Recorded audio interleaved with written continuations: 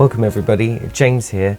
It's been a while since I've done a sort of face-to-face video like this, primarily because I've been doing a lot of build or aquascaping kind of videos the last few weeks in the growth of sort of building my fish room up. But I just wanted to take a moment to stop and talk about some of the things that have happened in some of the builds that I've been doing, and sort of a little bit of an update on my fish room in the process. So as many of you know who have been following me on social media for the past couple of years, you will know that I like to be very honest and transparent about everything that I do within my fish keeping journey. And the reason I like to do that is because I feel a lot of the time on social media we don't talk enough, and part of my way of helping the community grow, hopefully for the better, is to just talk about some things that I've experienced and some of the things that currently happen to me, which sometimes make me feel really down, really upset, really stressed, really angry, and everything in between. So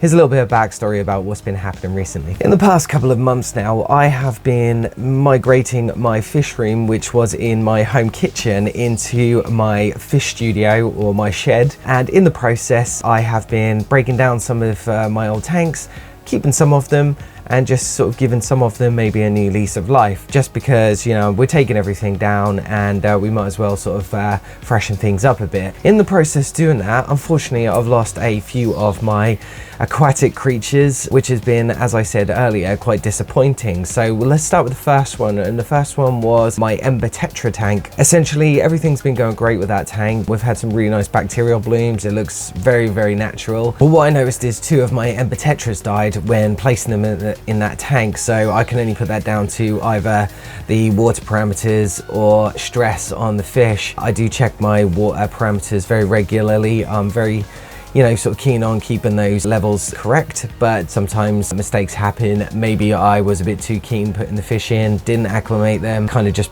dropped them in from one setup that I had into another. Maybe that just caused a bit of stress.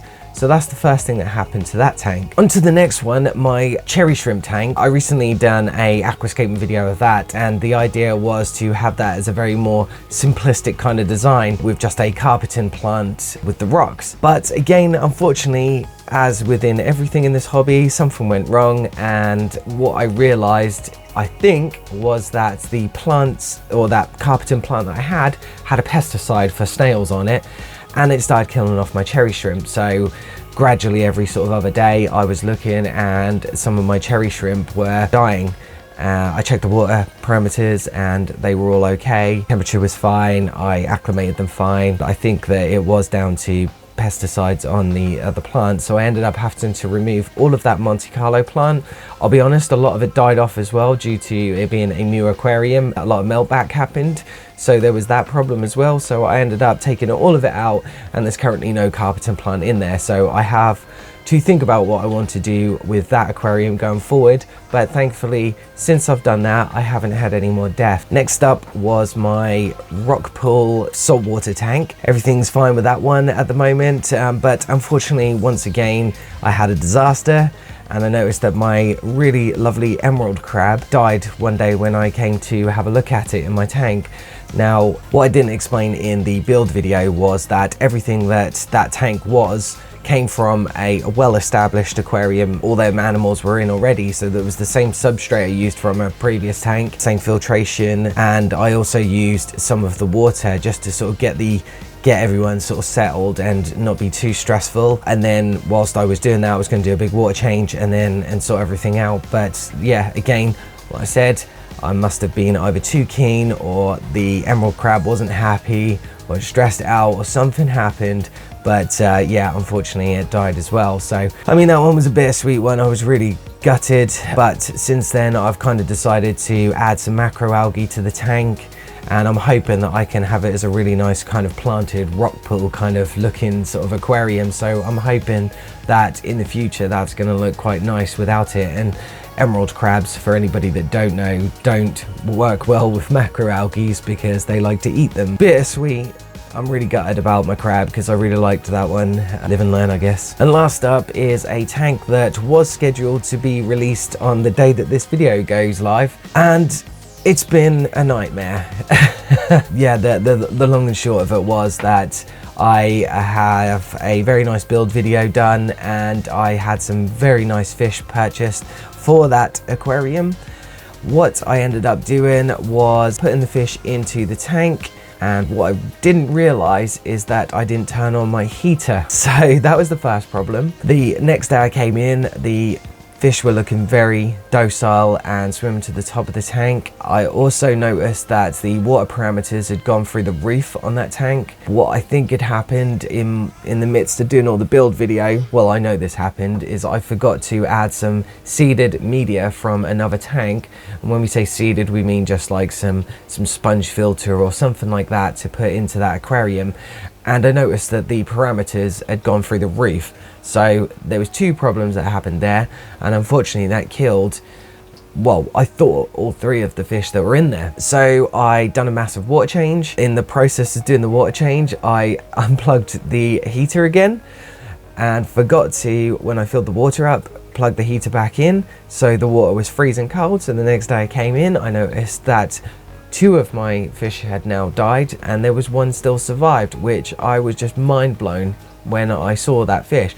So I made sure I plugged the heater in, checked the water parameters, because I'd actually since then added some filter media to the tank. All the parameters are absolutely stable now. The one fish that I've got in there is survived and living there, but it was just like no end of stress for like a whole week, I think, before I could just sort of fix the problem. And I couldn't believe that I kept making all these like rookie mistakes, but I think sometimes it just happens to us, and yeah, there's nothing you can do about it really. Ultimately, this is a live and learn process. Thankfully, I think, fingers crossed, everything is starting to level itself out now, and I'm starting to find a balance with my tanks. Everything's settled with my aquariums as well. For those of you who want to see a tour, I have got one planned in the future. I just have a few more bits and pieces that I want to get done first before I start to show off the tanks, but looking really good so far. Winter's approaching, which is going to be really interested in my fish house to see if the temperature remains pretty stable. Whether it will or not, I don't know, but I will of course keep you all posted on that as well. I think for those who are either in the hobby and have been for a while or starting out, it's very important that we share our experiences with each other to help grow and learn together. I've made mistakes and I'll put my hands up to it, but as I said at the beginning of this video, not many people are open enough to you know, talk about their bad experiences through scrutiny. I'm sure that there'll be loads of people that'll either dislike this video or comment about my fish keeping habits, but it's just part of the process. We all do it. I don't care who comments or what you write on there. I know at some point you've made your mistake too, and that's what this is about. It's about talking about it, sharing about it, and ultimately keeping it real. So I hope you enjoyed this video. If you did, please give it a thumbs up. Let me know what you think of this video in the comments below. Please share your experiences in the comments as well. I need to hear about them and you need to share about them, so it's really important that we do. If you want to help support the channel, all the links are in the description below. Links to my merch store, my Patreon. Also, if you could, please subscribe to the channel. It massively helps. So I'm getting very close to the 1K milestone. I'm really excited. I have so much planned going forward.